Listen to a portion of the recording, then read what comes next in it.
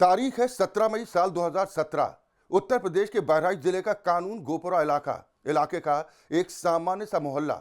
लेकिन उस दिन एक घर में आज सामान्य रौनक थी। दरवाजों पर फूल थे, आंगन में खुशहाली थी, रसोई पकवानों से भरी थी। घर के लोग एक शख्स के आने का बेसब्री से इंतजार कर रहे थे, क्योंकि आज उस शख्स का जन्मदिन था जिसने यूपीएससी क्रैक कर न सिर्फ अपने परिवार का बल्कि पूरे गांव और जिले का नाम रोशन किया था। नाम था आईएएस अनुराग तिवारी।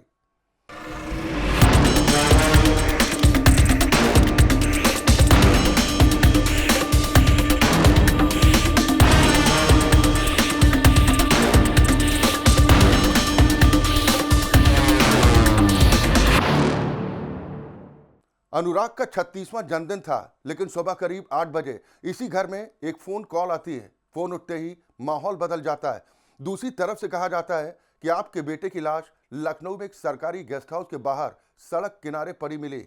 ये सुनकर कुछ पल तो कोई कुछ समझ नहीं पाता। जिस बेटे के जन्मदिन की तैयारी चल रही थी, उसी की मौत की खबर थी। जब पुलिस मौके पर पहुंचती है तो मामला और भी गंभीर हो जाता है। अनुराग तिवारी का शव हजरतगंज इलाके में वीआईपी गेस्ट हाउस के पास सड़क किनारे पड़ा था। शरीर पर कोई गंभीर चोट नहीं थी, न सिर पर गहरी चोट, न शरीर पर खून के निशान, सिर्फ ठोड़ी पर हल्की सी खरोंच थी। शुरुआती जांच में साफ नहीं हो पाया कि यह हत्या है, हादसा है या नेचुरल डेथ, लेकिन सवाल बहुत बड़ा था।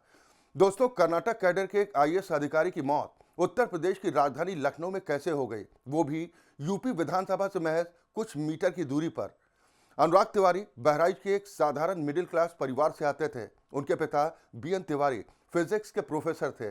3 बेटे, तीनों इंजीनियर थे। अनुराग ने भी गोरखपुर की Madan Mohan Malviya university of technology से इंजीनियरिंग की थी। इसके बाद उन्हें एनटीपीसी में नौकरी मिली, लेकिन वहां उनका मन नहीं लगा। कुछ समय के बाद उन्होंने नौकरी छोड़ दी और सिविल सर्विसेज की तैयारी शुरू की। साल 2006 में उन्होंने यूपीएससी की परीक्षा दी। सिर्फ पास ही नहीं किया, बल्कि ऑल इंडिया 24वीं रैंक हासिल की और सीधे आईएएस बने। उन्हें कर्नाटक कैडर मिला। पोस्टिंग हुई मधुगिरी उपखंड में असिस्टेंट कमिश्नर के तौर पर, और इसके बाद तुमकुर सिटी कॉर्पोरेशन के कमिश्नर बने। फिर बेंगलुरु में राज्य सरकार के डिप्टी सेक्रेटरी। साल 2013 में कर्नाटक विधानसभा चुनाव के दौरान अनुराग को तुमकुर जिले का डिस्ट्रिक्ट मजिस्ट्रेट बनाया गया। महज 4 साल की नौकरी में डीएम बनना बेहद कम अफसरों को नसीब होता है, लेकिन अनुराग उन गिने चुने अफसरों में शामिल थे। जिसके बाद वो मडिकरी और फिर 2016 में बीदर के डिप्टी कमिश्नर बने। बीदर में उन्होंने ऐसे फैसले लिए जिनकी चर्चा आज भी की जाती। गर्मी में पानी के लिए तरसने वाले जिले में उन्होंने तालाबों को पुनर्जीवित किया, ऑर्गेनिक खेती को बढ़ावा दिया, किसानों को सीधा फायदा मिला। और यही वजह थी कि जब बीदर से उनका तबादला हुआ तो स्थानीय लोगों ने इसका विरोध किया। राजनीतिक नेताओं ने भी खुले तौर पर कहा कि अनुराग जैसे ईमानदार और काबिल अफसर बहुत कम होते हैं। जनवरी 2017 में अनुराग को कर्नाटक सरकार के खाद्य एवं नागरिक आपूर्ति विभाग का कमिश्नर बनाया गया, और यही उनकी आखिरी पोस्टिंग साबित हुई। उनके भाई मयंक तिवारी के मुताबिक अनुराग शायद ही कभी छुट्टी लेते थे। पिछले 10 सालों में वो परिवार से भी 2-3 साल में एक बार ही मिल पाते थे, लेकिन इसी पोस्टिंग के दौरान अनुराग बेहद परेशान रहने लगे। परिवार का दावा है कि वो एक बड़े घोटाले की जांच कर रहे थे। कहा गया कि कर्नाटक में 1000 से 2000 करोड़ रुपए का फर्जी राशन कार्ड घोटाला चल रहा था। आधार से जुड़े सिस्टम में खामी का फायदा उठाकर एक ही आधार नंबर से कई राशन कार्ड बनाए गए थे। गरीबों के नाम पर राशन उठाया जा रहा था, लेकिन असली लाभार्थियों तक राशन नहीं पहुंच रहा था।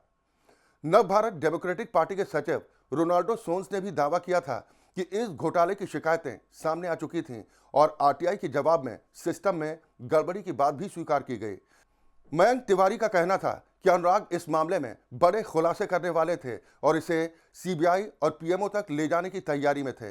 मयंक के मुताबिक अनुराग को अपनी जान का खतरा महसूस हो रहा था। उन्हें लगातार फोन आते थे, उनकी लोकेशन पूछी जाती थी। उन्होंने कहा था कि उन्हें लग रहा है कि कोई उनकी निगरानी कर रहा है, और इसी वजह से वो कर्नाटक लौटना नहीं चाहते थे और इंटरस्टेट डेपुटेशन की कोशिश भी कर रहे थे। अप्रैल 2017 में अनुराग मसूरी में ट्रेनिंग के लिए गए। 10 अप्रैल से 5 मई तक ट्रेनिंग चली। इसके बाद उन्होंने 2 दिन मसूरी में बिताए और फिर उत्तर प्रदेश आ गए।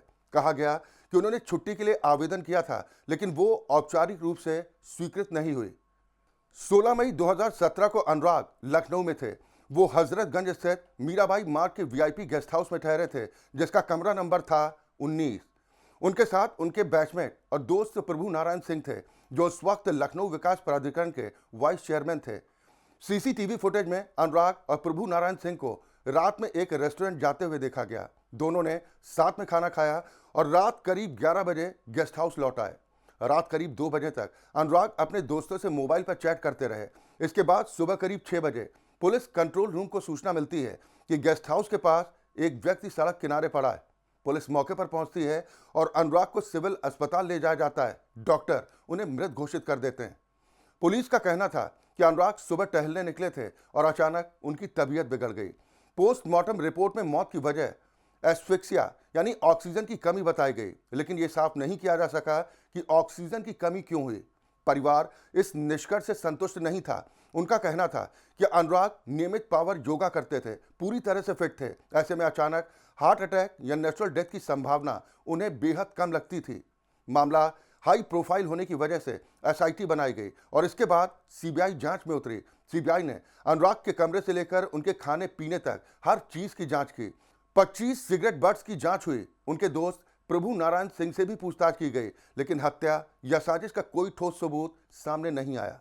इसी दौरान 1981 बैच के आईएएस अधिकारी एमए विजय कुमार सामने आए। उन्होंने आरोप लगाया कि अनुराग तिवारी को जहर या ड्रग्स देकर मारा गया हो सकता है और भारतीय फॉरेंसिक लैब्स ऐसी ड्रग्स पकड़ने में सक्षम नहीं है। उन्होंने अनुराग के विसरा सैंपल्स की जांच किसी अंतर्राष्ट्रीय लैब से कराने की मांग की, जिसके बाद एम्स दिल्ली के 3 फॉरेंसिक विशेषज्ञों की टीम बनाई गई। टीम ने सीन को दोबारा रिक्रिएट किया, गवाहों के बयान दर्ज किए, पोस्टमार्टम करने वाले डॉक्टरों से दोबारा पूछताछ की गई। करीब 9 महीने की जांच के बाद सीबीआई ने क्लोजर रिपोर्ट दाखिल की। रिपोर्ट में कहा गया कि ये ना हत्या है ना आत्महत्या, कोई साजिश या दबाव के सबूत नहीं मिले। मौत एक्सीडेंटल फॉल की वजह से हुई और ऑक्सीजन की कमी से जान गई। लेकिन सितंबर 2022 में स्पेशल सीबीआई कोर्ट ने इस क्लोजर रिपोर्ट को खारिज कर दिया। कोर्ट का कहना था कि जांच में कई खामियां हैं और रिपोर्ट संतोषजनक नहीं है और तब से यह मामला अदालत में लंबित है। आज भी अनुराग तिवारी का परिवार यही मानता है कि यह एक ईमानदार अफसर की संदिग्ध मौत थी, एक ऐसा अफसर जिसने सिस्टम से टकराने की हिम्मत की और शायद उसी की कीमत चुकाई। तो सवाल आज भी वही है, क्या आईएएस अनुराग तिवारी की मौत सिर्फ एक हादसा थी या फिर किसी बड़े सच को दबाने की कीमत? दोस्तों, आप क्या सोचते हैं? अपनी राय कमेंट में जरूर बताएं। नमस्कार।